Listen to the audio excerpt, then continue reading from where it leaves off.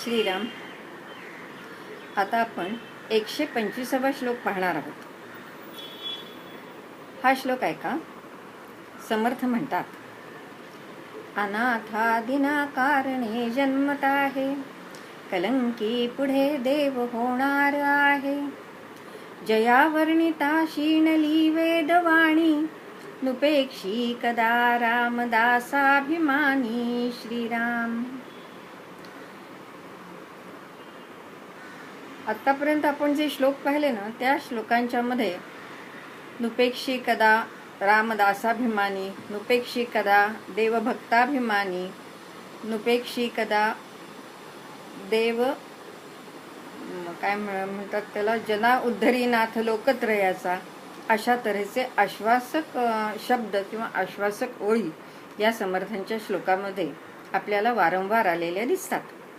आता हे या ज्या ओळी आलेल्या आहेत त्या ओळींच्या मागे आपल्याला गीता आणि गीतेतल्या 4थ्या अध्यायातले श्लोक 6 आणि 7 आणि 8 ह्या श्लोकांचा आधार आहे हे आपल्याला जाणवतं. गीतेमध्ये असं म्हटलेलं आहे की जेव्हा जेव्हा धर्माला ग्लानी येऊन अधर्माचं प्राबल्य होतं आणि ज्या ज्या वेळेला साधू संतांचा छळ होतो, त्या त्या वेळेला, ज्या वेळेला पापी माणसं, अत्याचारी माणसं ही जास्त होतात आणि समाजाला अतिशय त्रास देतात, त्या वेळेला दुष्टांच्या नाशासाठी या जगामध्ये मी युगायुगामध्ये अवतार धारण करत असतो आणि धर्माची स्थापना करीत असतो, साधू संतांचं रक्षण करत असतो आणि समाजाची आणि राज्याची घडी, धर्माची घडी ही पुन्हा नीट व्यवस्थित करीत असतो. असा हा जो आशय या श्लोक नंबर 6, 7, 8 4थ्या अध्यायातल्या श्लोकांमधला आहे. त्यामुळे आपण जेव्हा हे बघत असतो, हे श्लोक ज्या वेळेला बघतो, तर हा काळ कुठला आहे, तर हा समर्थांचा 16व्या शतकाचा काळ आहे.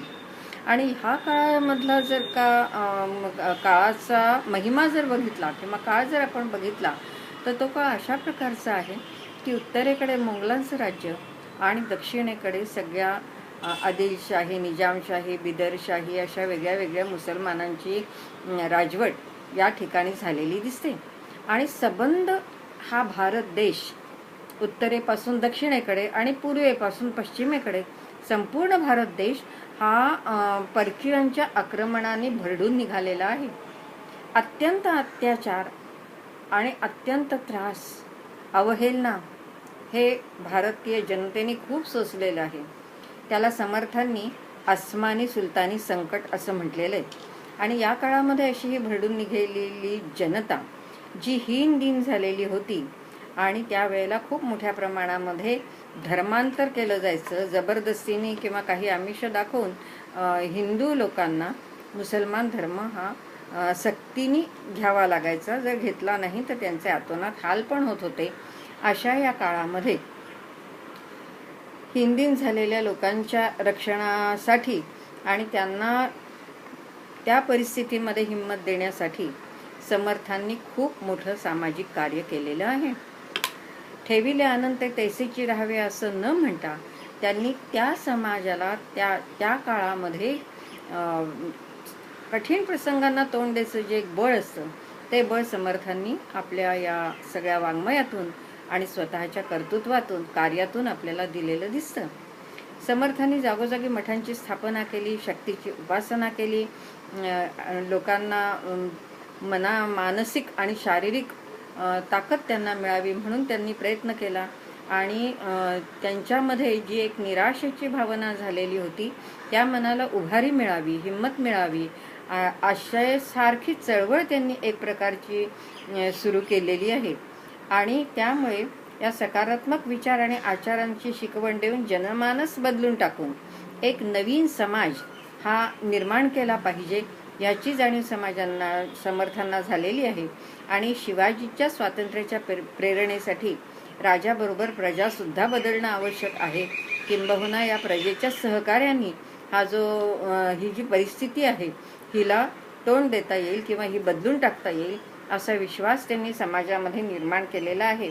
आणि त्यावेळेला त्यांनी सारखं समाजाला जी शिकवण दिलेली आहे की देह हा जाणारच आहे, जो जन्माला आलेला आहे तो मरणारच आहे, पण आपण अहंकार सोडून दिला.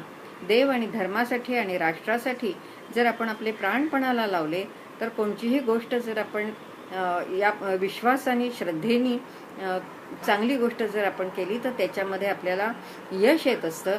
आणि ह्यासाठी त्यांनी सांगितलेलं आहे, धीर धरा धीर धरा, ज्याला कोणी नाही त्याच्या पाठीमागे अनाथादिना कारणे जन्मत आहे. अशा अनाथ लोकांच्यासाठी कोण जन्माला येत असतो तर परमेश्वर जन्माला येत असतो. फक्त काय केलं पाहिजे की त्या परमेश्वराला सुद्धा तुमची साथ मिळाली पाहिजे, तुमची भक्ती त्याच्यामध्ये पाहिजे, तुमची श्रद्धा त्याच्यामध्ये पाहिजे. शिवाजीच्या स्वातंत्र्याच्या प्रेरणेसाठी हे करणं अतिशय आवश्यक आहे. त्याच्यात पुराणाचे दाखले दिलेले आहेत की ज्याप्रमाणे गोवर्धन पर्वत उचलायला सर्व यादवांनी काठीचा आधार दिला होता, रामाने रावणाशी ज्या वेळेला युद्ध केलं आणि त्याचा नाश केला त्यावेळेला वानरांनी सुद्धा काय केलेलं होतं, वानरांच्या मदतीने सुद्धा रामाने हा जय मिळवलेला होता. आणि त्याप्रमाणे सर्वसामान्य आहोत असं न समजता काय केलं पाहिजे तर चांगल्या कामासाठी तुम्ही पाठिंबा दिला पाहिजे. म्हणून धीर धरा धीर धरा, आणि तो तुमचा सकारात्मक पाठिंबा असेल तर काय होईल की कलंकी पुढे देव होणार आहे. हे लक्षामध्ये ठेवा की हा कलियुगामध्ये कली कितीही मातला तरी सुद्धा काय होईल की त्याचा नाश करण्याकरता, दुष्टांचा नाश करण्याकरता कलंकी हा अवतार पुढे होणार आहे. आणि परिस्थिती काही सारखी तशीच राहत नाही, ती बदलणार आहे. आणि ही गोष्ट जयावर्णिता शिनली वेदवाणी की देव हा नेहमी क्रियावान किंवा कार्य करणाऱ्यांना मदत करीत असतो. आणि म्हणून तुमची कधीही परमेश्वर उपेक्षा करणार नाही तुम्ही, कारण देव हा भक्ताचा अभिमानी आहे. हे लक्षामध्ये घ्या. अनाथादिना कारणे जन्मत आहे, कलंकी पुढे देव होणार आहे. जयावर्णिता शीनली वेदवाणी, उपेक्षी कदा देव भक्ताभिमानी. असा हा संदेश, असा दिलासा या सर्व श्लोकांच्या मधून समर्थांनी वारंवार दिलेला आपल्याला दिसतो. श्रीराम